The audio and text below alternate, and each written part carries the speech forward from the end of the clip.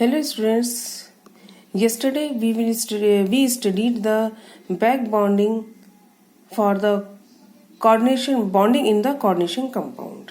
ठीक है, तो आज हम पढ़ेंगे कि जो हाइब्रिडाइजेशन है, क्योंकि बैक बॉन्डिंग और जो इलेक्ट्रिकल न्यूट्रलिटी थ्योरी अपन ने पढ़ी है वो किसमें पढ़ी है? अपन ने कोऑर्डिनेशन कंपाउंड्स की बॉन्डिंग को एक्सप्लेन करने के लिए पढ़ी है।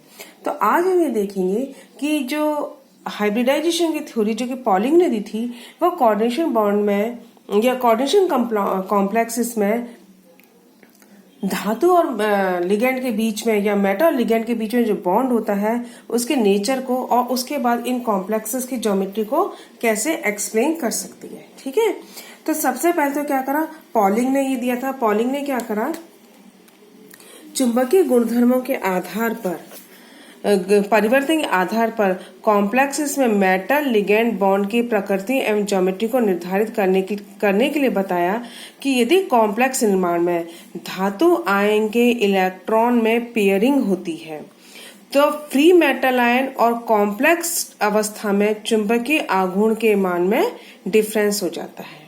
ठीक है, क्योंकि ये अपन शुरू से पढ़ते आ रहे हैं कि धातु जो है वो वेकेंट डी ऑर्बिटल या वेकेंट ऑर्बिटल अवेलेबल करवाता है। ठीक है, तो वेकेंट ऑर्बिटल अवेलेबल करवाने के लिए यदि उसके ऑर्बिटल्स में इलेक्ट्रॉन की पेयरिंग हो जाती है तो जो फ्री मेटल है और जब वो कॉम्प्लेक्स बना लेती है उसके मैग्नेटिक मूवमेंट में परिवर्तन हो जाता है।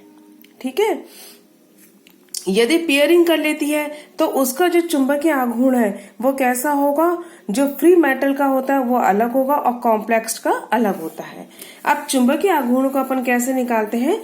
चुंबकीय आघूर्ण को अपन निकालते हैं mu is equal to n into n plus 2 Bohr magneton. ठीक है, ठीक है, तो ये यहाँ पे एन क्या है, नंबर ऑफ अनपेयर्ड इलेक्ट्रॉन, और इसकी जो यूनिट होती है वो क्या होती है, बोर मैग्नेट्रॉन। अब क्या होगा कि यदि मान लीजिए यदि धातु ने वेकेंट ऑर्बिटल अवेलेबल कराने के लिए यदि इलेक्ट्रॉन्स की पेयरिंग कर ली तो क्या होगा, वो वाला जो कॉम्प्लेक्स होगा वो कैसा होगा, कोवेलेंट नेचर का होगा, और ये कहलाते हैं आपके लो स्पिन कॉम्प्लेक्स। ठीक है, तो सहसंयोजक प्रकृति में तो क्या करते हैं, वो n-1d कक्षकों का उपयोग करते हैं और इन्हें अपन क्या कह रहे हैं, इनर ऑर्बिटल कहते हैं। तो इसमें तो वो क्या करेंगे, जो इनर ऑर्बिटल वाले होंगे वो मैं अभी आपको बता देती हूँ। यदि धातु n-1d ns np कक्षकों का उपयोग करती है, ऑर्बिटल का उपयोग करती है, तो वो क्या होगा कि जो ऑक्टाहेड्रल जो ज्योमेट्री होगी उसमें वो कौन से होंगे,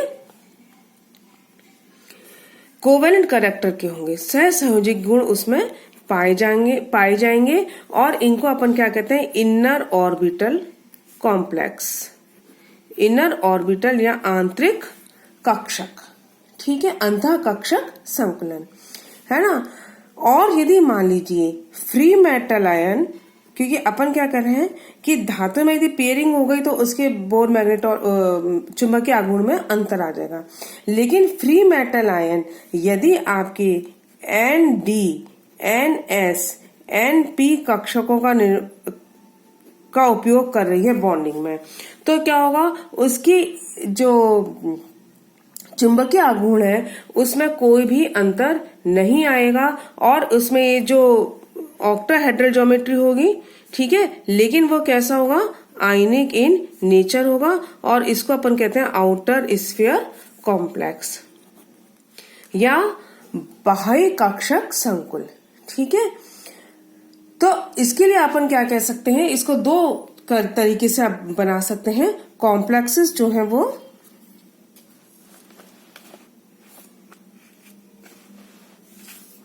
ठीक है, कॉम्प्लेक्सेस जो है वो दो प्रकार के होते हैं। ठीक है, पहले तो क्या होगा आपका लो स्पिन कॉम्प्लेक्स,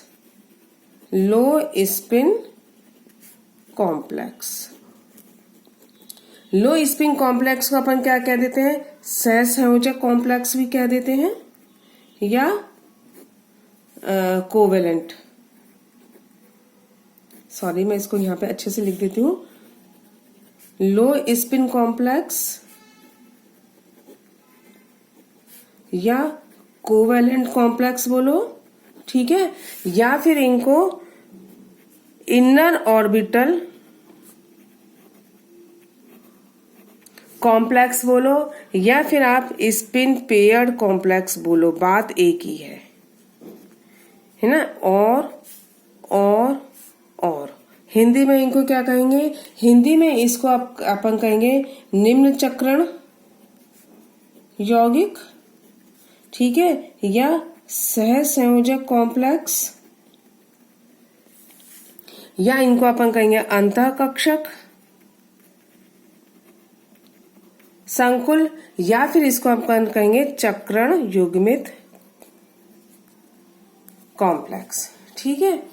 इसमें क्या होगा देख लिए, पहले मैं आपको बता देती हूं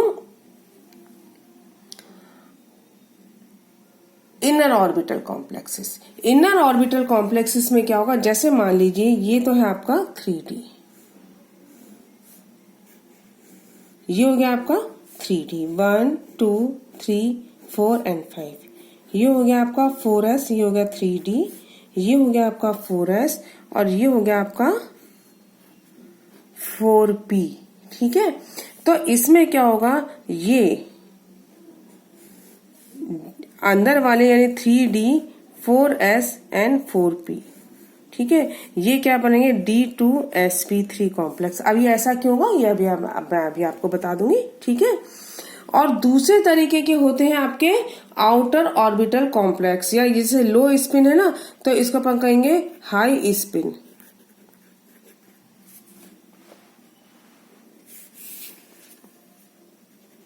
हाई स्पिन कॉम्प्लेक्स। और ये सहसंयोजक है तो ये क्या होंगे आपके आयनिक कॉम्प्लेक्स, और ये इनर ऑर्बिटल है तो ये क्या होंगे आपके आउटर ऑर्बिटल कॉम्प्लेक्स।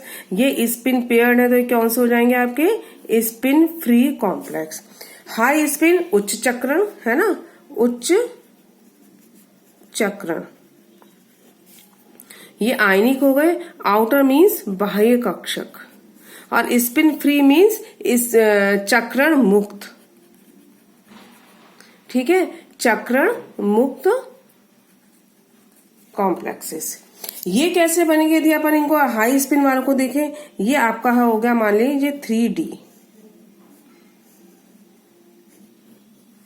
1 2 3 4 एंड 5, ये हो गया आपका 4s, ये तो हो गया 3D, ये हो गया आपका 4s, ये हो गया आपका 4p, और ये हो गया आपका 4D, ठीक है। होगा इसमें अब क्या होगा, sp3 और D2, ये यदि मिलके हाइब्रिड ऑर्बिटल बनाते हैं तो ये आपका कहलाएगा sp3d2। तो sp3d2 यदि संकरण हो रहा है तो आपके क्या बनेंगे, हाई स्पिन या आयनिक या आउटर स्फीयर या स्पिन फ्री कॉम्प्लेक्सेस, ठीक है। और यदि आपका लो स्पिन हो रहा है, लो स्पिन यदि कॉम्प्लेक्स हो रहा है तो वो आपके क्या बनाएंगे, यानी अंदर वाले यदि 3D आपके यूज हो रहे हैं तो 3D वाले कहलाएंगे आपके आंतरिक इनर ऑर्बिटल, जिसमें अंदर वाले यूज हो रहे हैं, और आउटर ऑर्बिटल जिसमें कि बाहर वाले डी कक्षक यूज हो रहे हैं, ठीक है। तो ये तो आपके कि आपका मेटल लिगेंड बॉन्डिंग कैसे होगी, उस हिसाब से अपन बता सकते हैं आयनिक होगा या सहसंयोजक होगा। लेकिन अब ऐसा होता क्यों है,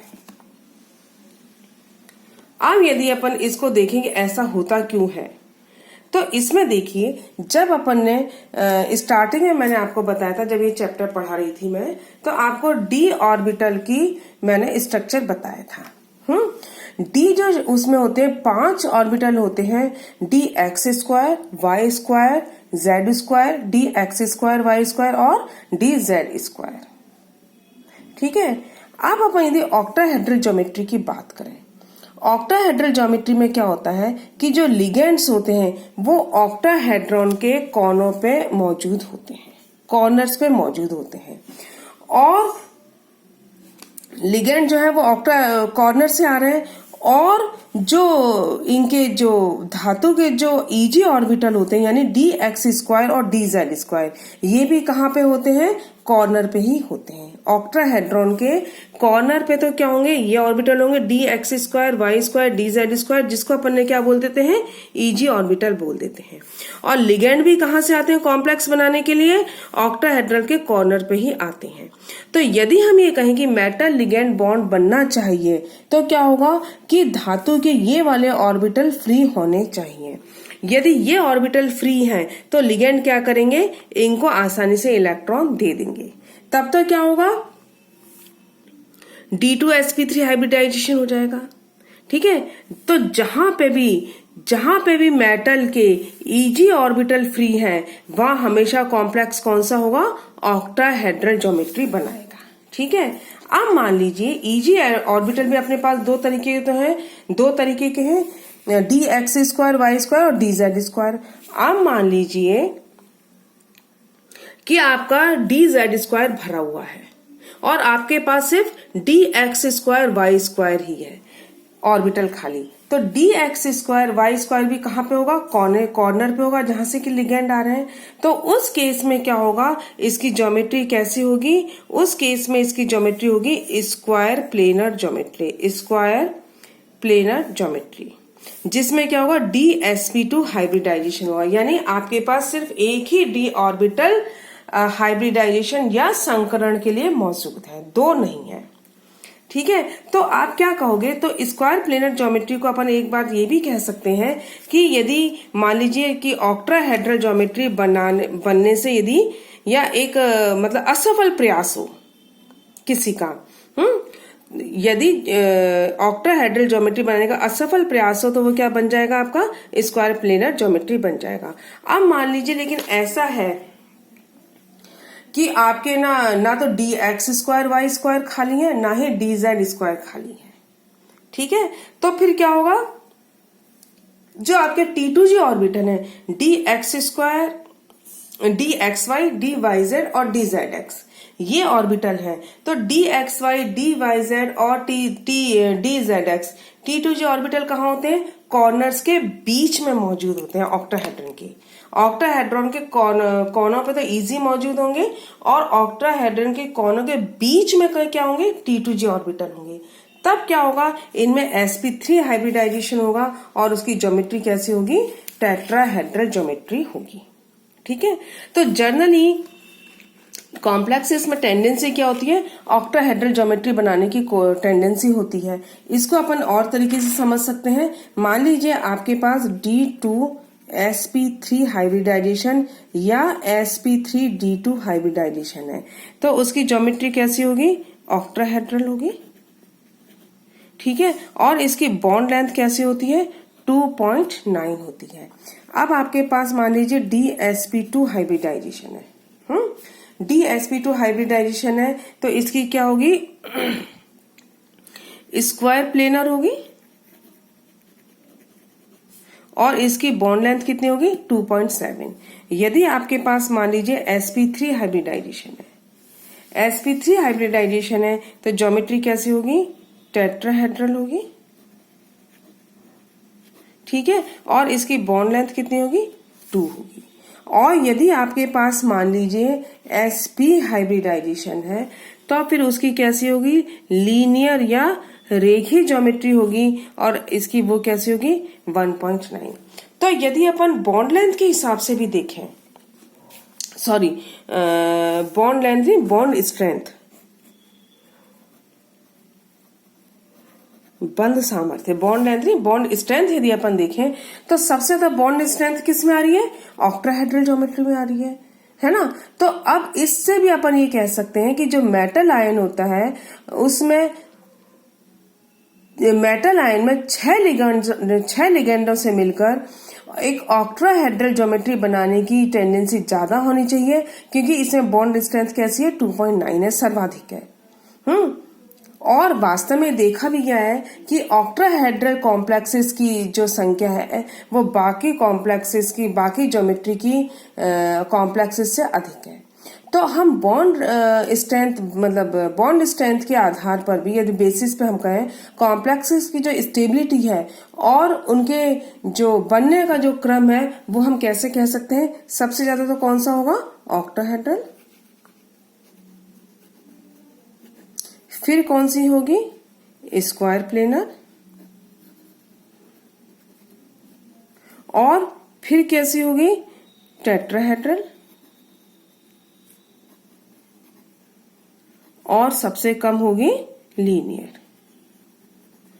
तो हर इस एंगल पे हम देख सकते हैं